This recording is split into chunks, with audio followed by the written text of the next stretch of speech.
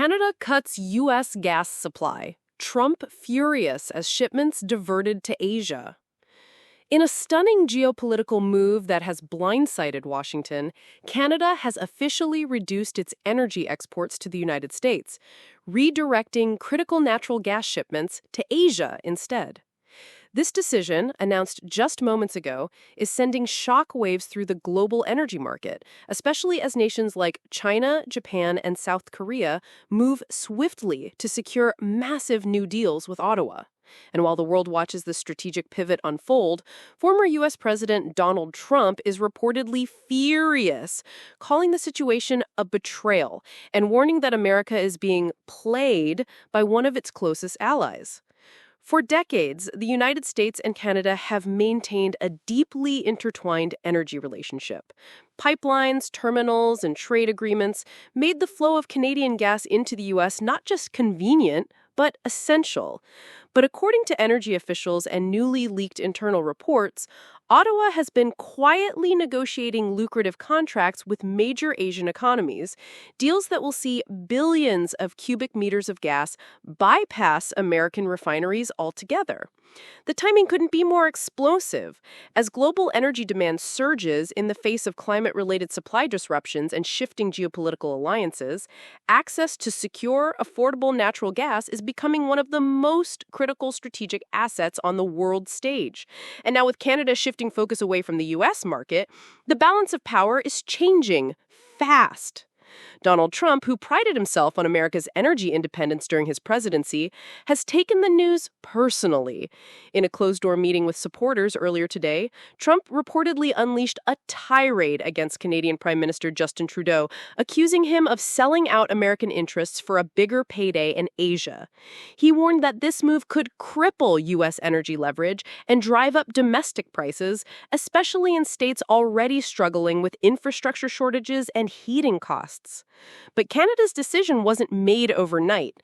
This strategy has been building for years as Canadian energy companies sought diversification away from what they considered an unstable and increasingly hostile regulatory environment in the U.S.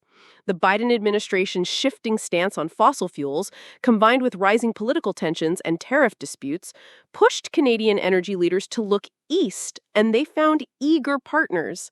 China, Japan, and South Korea, all heavily dependent on imported energy, have embraced Canada's offer with open arms. In fact, several new liquefied natural gas terminals along Canada's west coast are already under development, funded in part by Asian investment. These terminals are specifically designed to load massive tankers bound not for Texas or California, but for Shanghai, Tokyo, and Seoul. For the United States, the implications are serious. Not only does this move expose a vulnerability in its energy security, but it also signals a broader shift in global alliances. If Canada can so easily pivot its exports away from its southern neighbor, what's to stop other key allies from doing the same? Energy analysts say this is more than a trade dispute.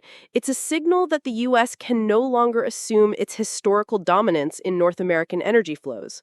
The world is changing, and countries like Canada are looking out for themselves first, just like America has always done.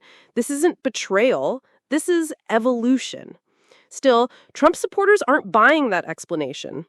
They argue that this never would have happened under his administration, that he would have used tariffs, pressure, or diplomacy to keep the gas flowing south. His critics, on the other hand, point out that some of the very policies he put into place, including aggressive trade tactics and political rifts with allied leaders, helped push Canada toward this decision in the first place. And what does this mean for everyday Americans?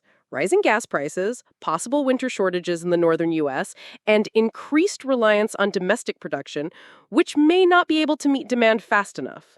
While the U.S. is still one of the world's largest energy producers, the sudden reduction in Canadian imports could create temporary market chaos, especially in industries that rely on predictable supply chains.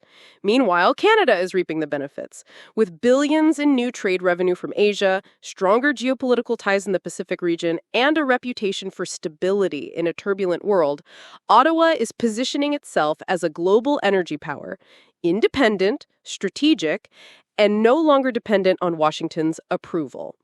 In the end, this isn't just about pipelines or gas. It's about trust, leverage, and a shifting global order. Trump may rage, the U.S. may respond, but the message is clear.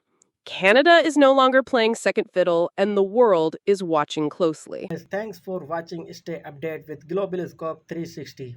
Thank you so much. Subscribe to my channel and click the bell icon.